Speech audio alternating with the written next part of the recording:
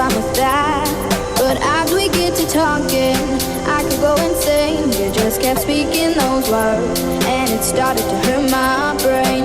One word after the other, no space for me to say. Sorry, but I'm gotta go. We'll talk another day. Sitting there, still trying to smile, but it seems impossible. Cause honestly, I was getting tired of words.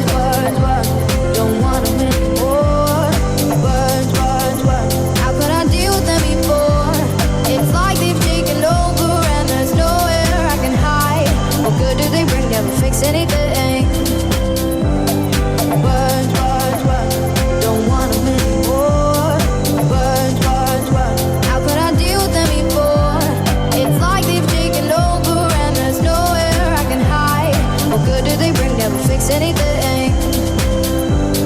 So as you can see, that's why I'm not speaking. Words.